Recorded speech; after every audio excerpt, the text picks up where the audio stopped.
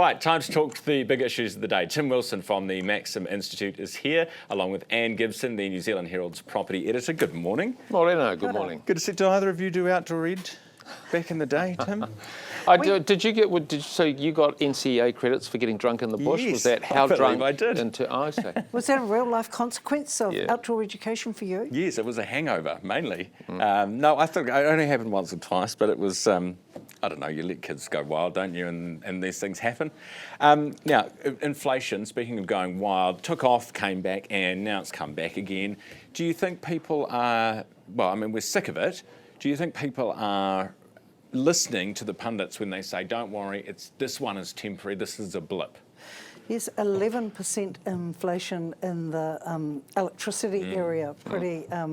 Pretty awful when you get the electricity bill or the water bill these days and you look at it, and I've been comparing the bills with last year, thinking, is this unusual? Are we being very greedy or very cold, or what's going on here? I know that in the construction sector, Quotable Value came out today with a survey showing that inflation in the construction sector in the last 10 years has actually been well ahead of the CPI.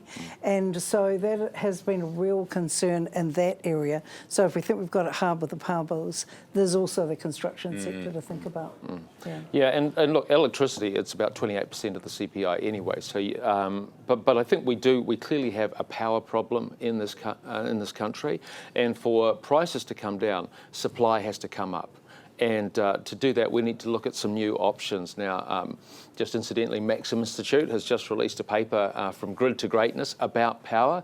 Given that we're in the AI data centre world now, the actual demand for power is going to increase. So we need to think about things like supercritical geothermal and have the discussion about nuclear, small modular reactors. We've got to get over it. We've got to talk about it, get over the past in the 80s and find new ways to generate power and prosperity. I agree. I mean, I don't care about the 80s opposition to this stuff, but I thought it was just about the earthquakes, like we're the shaky isles, so it's not the smartest place to do. Don't put it near the fault lines. Fair enough. Put it everywhere else. Yep.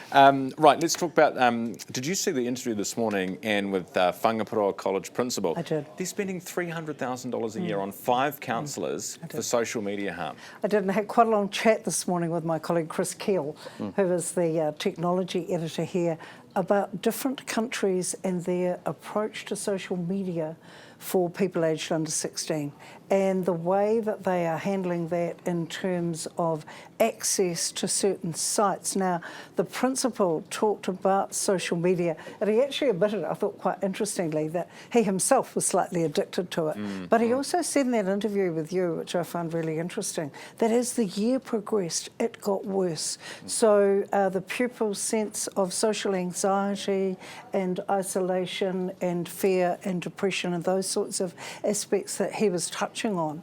He was talking about that exacerbating during the year, but I know also that a lot of schools do not think that they have enough counsellors funded to actually perform the roles that they need to.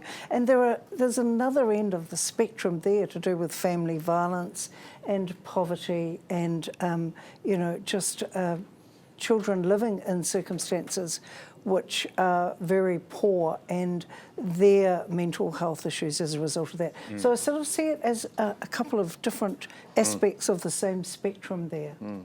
Yeah, I mean, the thing is, when I was at school, I think we had we did have a counsellor. I know we did have a counsellor who was there at least some of the time, but no one would go and see her because it wasn't like the done thing, you know what I mean? Now we've got kids going, and the question then is, well, are they any better? Is mental health better today with the access to these 5 counsellors than it was then? And clearly it's not. No. It's getting worse. And I think the issue here is that I think we're selling to kids a bad bill of goods in terms of where their identity comes from. There's a contemporary notion that we are self-created, self-individuating, self-curated people. And in fact, who we are comes from things like family, from community, adversity in some senses. So if you unmoor kids from the way that they receive their identity and understand themselves, and then you sink that into the toxic soup of dopamine and depression that is social media, you're going to get a problem.